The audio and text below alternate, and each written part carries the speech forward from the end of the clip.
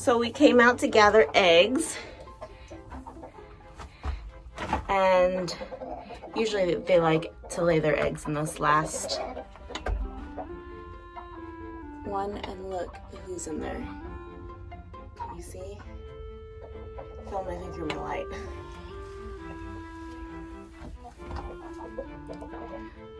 Thelma's not real excited about having a snake in her coop.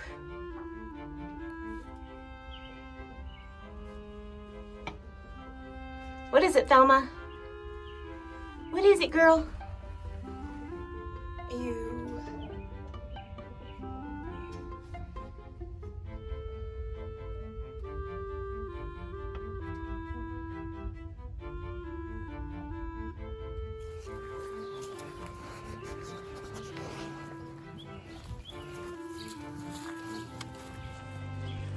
I always forget to bring a basket, and then my shirt becomes my basket.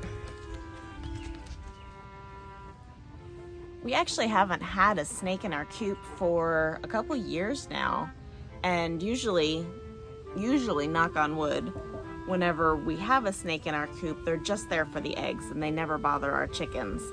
That being said, we don't really want them there because we want our eggs. We don't want them to eat our eggs. So I just cleared the eggs out of that box, and he moved up the coop to the outside, and I will just be more diligent about picking up our eggs, and hopefully he will find somewhere else to move on to. I like having black snakes around just because they are good rodent control. They keep down like the moles and the mice and the rats and things like that. So I don't mind having them around as long as they leave my eggs alone. We have to have some kind of a line that we both don't cross. With that snake, what we ended up doing was taking it and putting it in a Tupperware container and moving it over by the pond where there's plenty of frogs and mice and things like that that it could snack on instead of our eggs. But in true snake fashion, the easy meal was in our chicken coop. So he came back about 3 days later and was in our chicken coop again.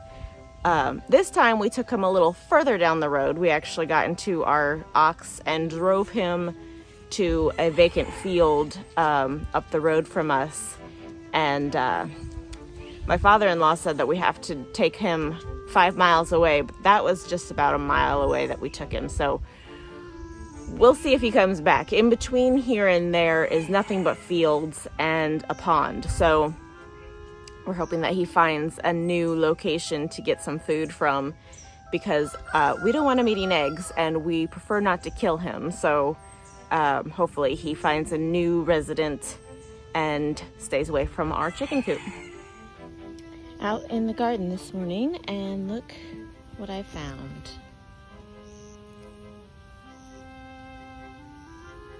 A little caterpillar on my tomatoes. It's actually like the fourth one that I found, but I didn't think about filming it until just now. Get off there. Worms will ruin your tomatoes fast, so you want to definitely make sure that you keep them off. If you see them, pluck them right away. There's a specific worm that really eats your tomatoes. It's called a hornworm, and there's different varieties of it as well. It's big and green, and it blends right into your tomatoes, and it's very hard to see, and it can destroy a tomato plant in a day. So be on the lookout for those. And they're really good snacks for your chicken. You can see those worms just kind of like eat the top layer of the tomato off, or of the tomato leaf off. I found like 4 on this variety of tomato already. So these ones are just tiny and black. So I'm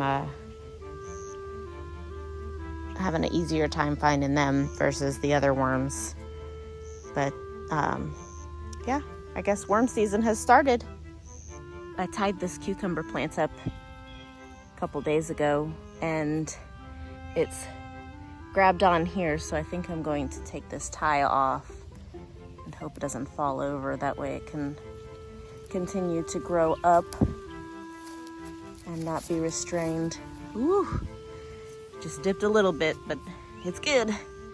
It's hanging on. I'm also gonna take this other strand that's fallen behind the fence and kind of prop it up onto the grid here. Hopefully that'll give it a hand as well. It's reaching for something to hold on to, so I will give it a suggestion.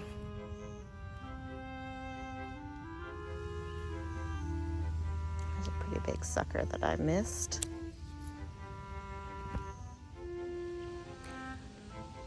I've planted some sunflower seeds here and there through the garden just to give it some color, and I don't remember where I planted most of them, so I have a hard time pulling taller weeds because I don't know if it's my sunflowers or not that I'm pulling. I'll show you a couple that I mean. Like this one, I don't think that's a sunflower because there's another one here and then another one here.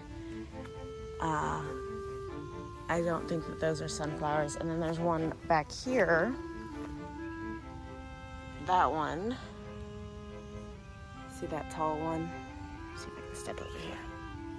This one. It looks like it might be something. It's got some bud going on there, so I'm just gonna leave it and see what happens. If it's a sunflower, then great, and if not, then I'll just pull it. And then these over here, I believe, are 100% sunflowers.